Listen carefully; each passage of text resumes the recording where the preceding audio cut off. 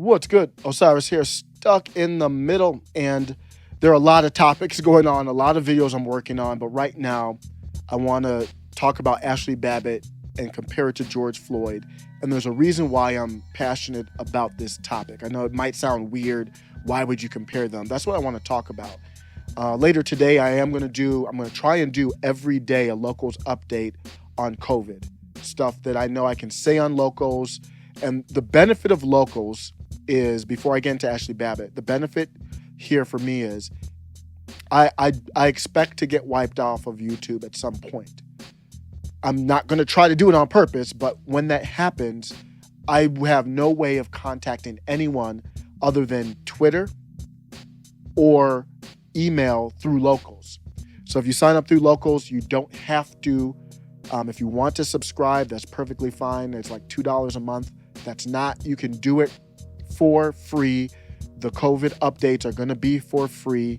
And I'll be able to get an email address if I get wiped out of YouTube. So thanks for that consideration and support.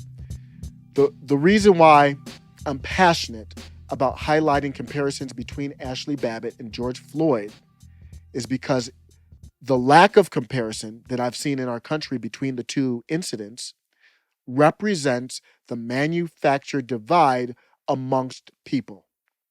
That is the manufactured divide that we have to overcome if, in the end of the day, people are going to prevail. I know I'm optimistic. Everybody talks about being optimistic, but that is the hurdle it represents the hurdle we have to overcome. I'm chatting with this person, Flo, on Twitter. They have zero compassion over Ashli Babbitt's death, but expects compassion over George Floyd. George Floyd's situation, they're doing what I would consider mental gymnastics to avoid a comparison. George Floyd's situation and Ashli Babbitt's situation are completely different.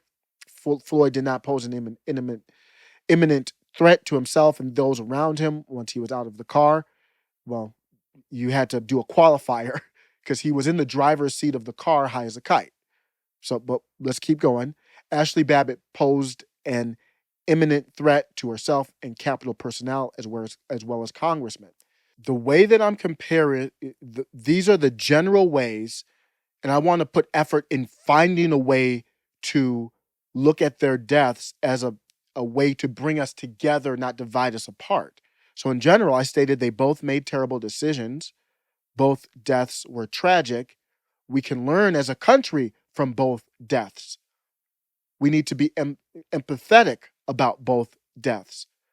What part of that is controversial? What part of that do you disagree with? I'm trying to find out. There's a connection there. Because we're divided based on race. There's a racist, people look at George Floyd. There's no proof that race was involved, but he was black. Ashli Babbit was white. The political side of things, George Floyd turned into Black Lives Matter. Ashli Babbit was a J6. So you're using these two things are a great opportunity to come together if that's what you want to do. I'm gonna end with this. The late great Rush Limbaugh, who was painted as a monster by the same interests that want us divided, went on with the Breakfast Club to talk about how hurt he was over George Floyd's death. And Rush went way further to present an olive branch than I would have. Because my take on George Floyd is we don't know how he died, meaning we don't know if it was pressure from a knee or an overdose. There's conflicting reports. We do not know. No one on earth knows for a fact how he died exactly, or a combination of both. Nobody knows.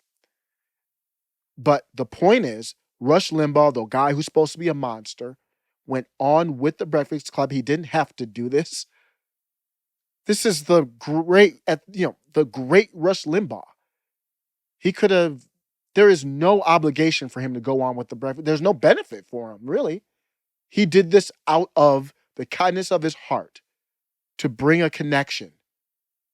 One of the reasons why I know Rush made insensitive jokes, people didn't like him, but at Rush Limbaugh's core, he was for the people. I wouldn't call him a populist, but he was for the people.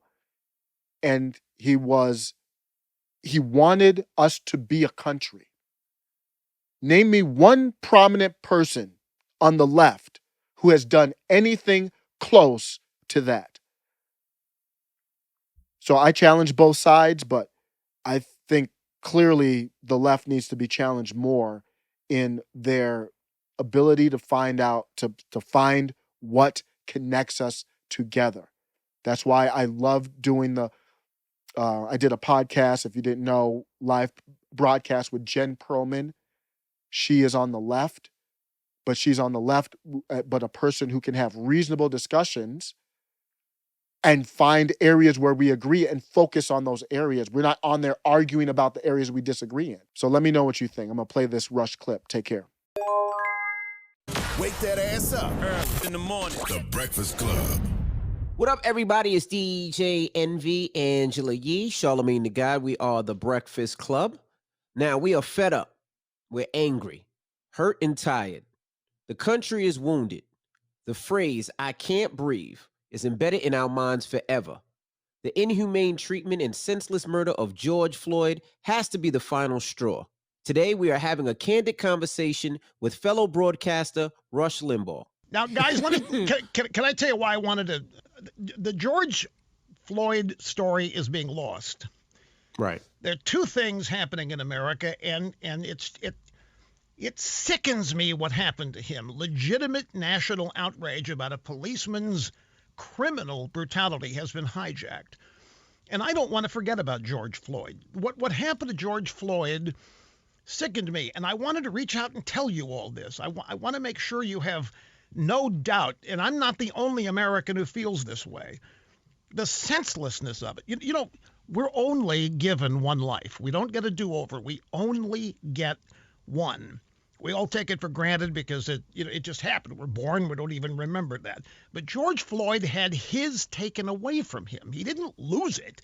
He had it taken away from him in a senseless, stupid way. And I think most Americans are just as angry and sad about this as I am. And I'm also angry at the cops that stood around there and didn't do anything to stop it. It was just, I can't tell you how frustrated it is. And I just wanted to share the emotion I have with you guys about this, and to try to convey to you that I actually think most Americans are just as sickened and outraged by it as I am.